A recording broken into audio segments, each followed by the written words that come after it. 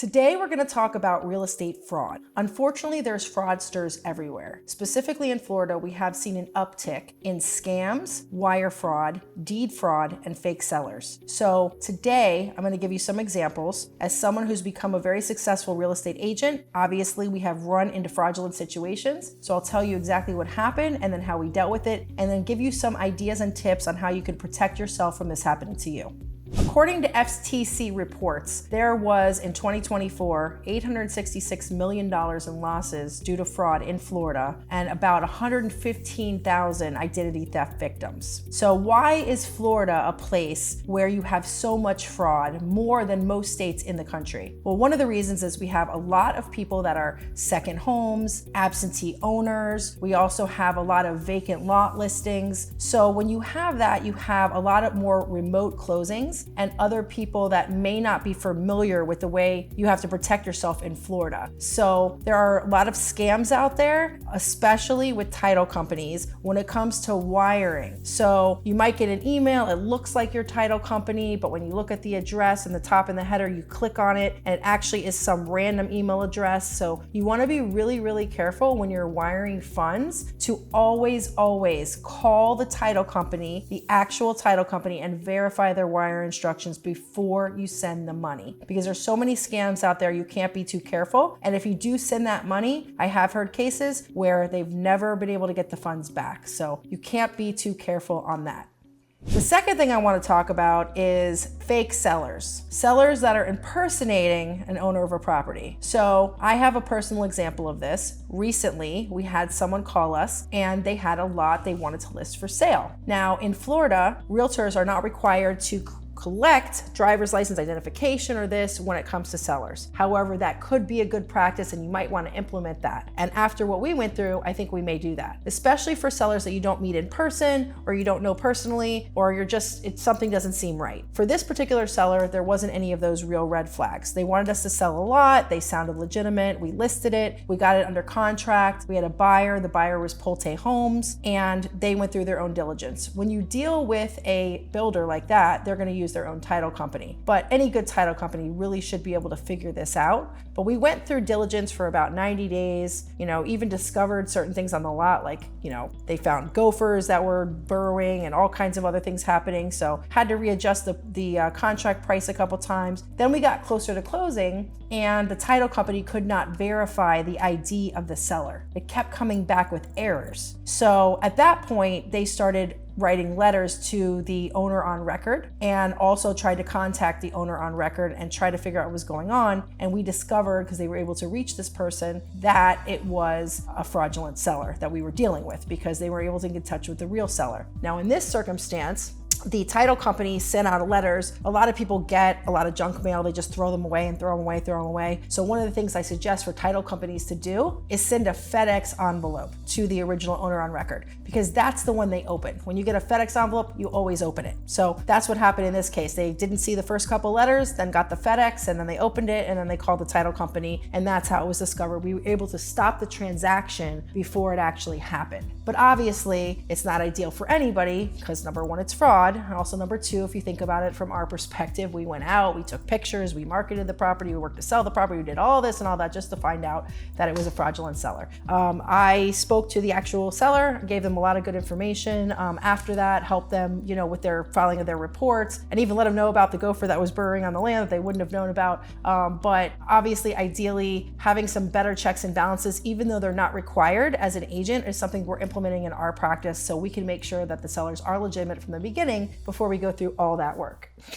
The next thing I want to talk about is deed theft. So I also have a personal recent example where this happened with a seller. So we had a property that listed for sale and had a deed, had pulled all the information. Obviously, when we're doing our listing paperwork, we pulled it. It was the owner of record. Everything was in there. And we get all the way, took a bunch of months to get the property sold under contract, found a buyer. It took a lot of work to get to that point. And then we get to the closing table and noticed it was a quitclaim deed. So title needs to go ahead and do for their title owner policy, they have to have what's called a continuous chain of title. So with a continuous chain of title, because of the fact that it was a quitclaim deed, there was no title policy on that quitclaim deed. So they went and asked the seller if they would call the person who claimed deed it to them. It was a little bit unusual because it said for love and consideration, and it wasn't done by an attorney, and looking back in hindsight, it was definitely a lot of red flags just on the deed itself. But that being said,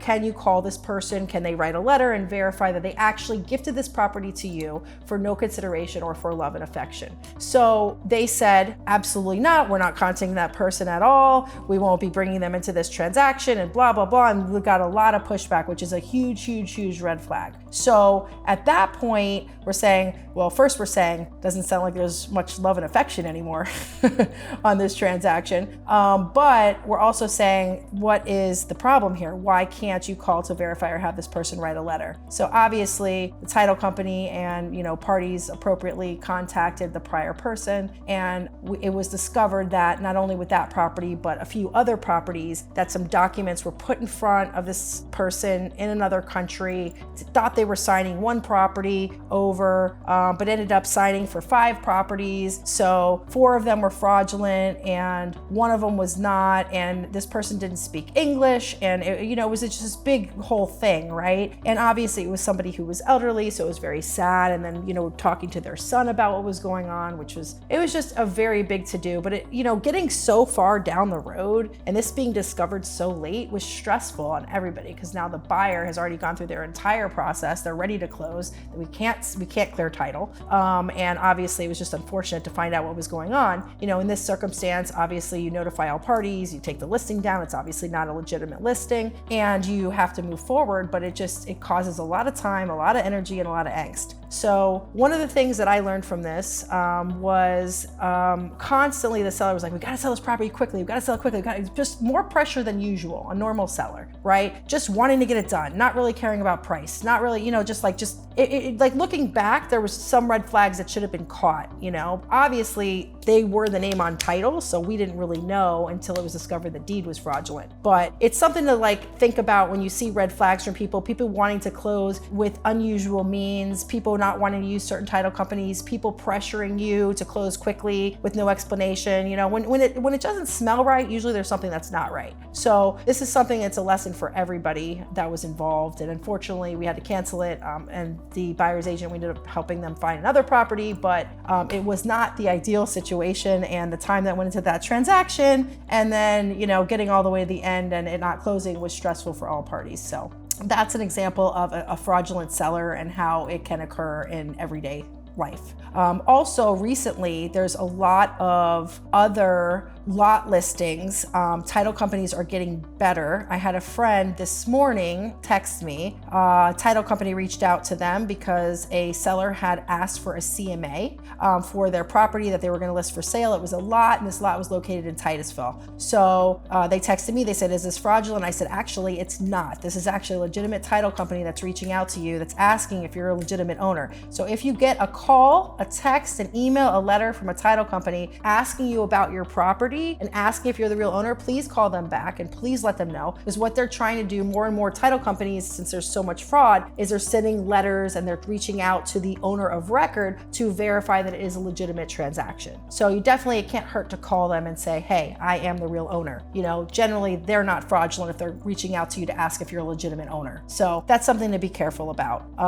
Things that you can do to protect yourself are as follows. You can go onto the county website and set up notifications. So if your property, if there's a mortgage filed or a deed filed or anything that's filed on that property, you can get a notification. And this is what a lot of people are telling others to do to help to protect you against these fraudulent claims that are happening. However, what I would say is that's good, but that's not ideal. Do that, but do more. What do I mean by that? Once they have filed the deed, once they file the mortgage, it's kind of too late. Now you have to go into legal battles, and you have to figure it out. It could take a long time to undo what's already been done. It could be very difficult. It could take years. I have situations where I've heard people that they're still battling this years later. So what you want to do, in my opinion, is to set an alert, and I could do this for you as a client, also for your specific property area, so you can see if your property property is actually listed for sale at any given moment. You can also do this on platforms like Zillow and stuff like that, and set alerts in your area to see if your property, if you ever get an alert, your property's listed for sale and you know it wasn't you, obviously that's fraud. But you're getting ahead of it because that property is now just listed, it's not yet closed. So you're not past that point yet, or there hasn't been a fraudulent deed filed or anything like that. So what I would say is do both, because some is gonna, like if you do a fraudulent deed, maybe the property wasn't listed, right? So you wanna have it with the county, but you also wanna have something to get ahead of it, because if there's a fraudulent listing, realtors do not know necessarily that they have a fraudulent listing. Now you have tools coming out like AI impersonation of voices, and people can get a recording of you and they can sound like you on the phone, right? So there's all kinds of things that, there's tools, it's only gonna get worse. It's gonna get easier for fraudsters and stuff like that. So I would say the more tools you have, the better. And obviously, always wanna have security alerts for your credit and other things like that. And that can give you a heads up if someone's trying to get a mortgage in your name as well. So there's other things that you can do to protect yourself, but just be smart, pay attention. Another thing I wanna mention is make sure that on all of your county records for all the properties that you own, you wanna make sure that you have a current up-to-date mailing address and contact information. If you move, update that. Make sure it's updated, because that's where the title companies are gonna reach out to say, hey, are you the real owner of this property or not? So make sure that's current, and just be careful and be paying attention.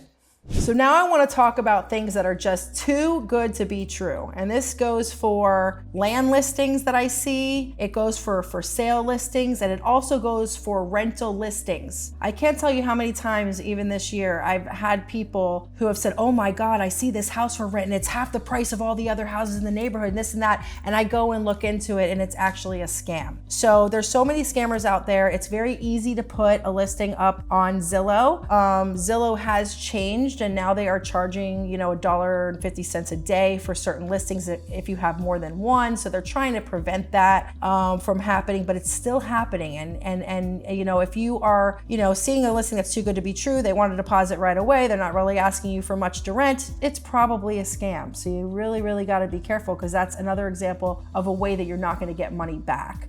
Same thing with land listings. If you see lot listings and lots are so low, a lot of those have turned out to be fraudulent. And you don't want to go through sending a wire to an illegitimate place, because a lot of times that money is unrecoverable. So be really, really careful with that type of fraud that's out there. It's very prevalent, and it's only going to get worse before it gets better, if it ever does. So just because there's a lot of fraud out there, you don't have to get caught up in it. You just need to be smart. You need to know what to look for. So just in summary, set some alerts for you on the properties you own. Make sure you're using a really good qualified title company. Make sure you're verifying, if you're buying a property, that the owner is the owner of record, and that you're getting title insurance to protect you against certain things. It doesn't protect against everything. But just be really, really smart. Call the title companies to verify wire instructions. And if something smells fishy, it might be fishy. So definitely go with your gut on this one. I'm telling you, your gut is usually right. So anyways, stay tuned, click below, subscribe to our channel. We'll keep the good content coming.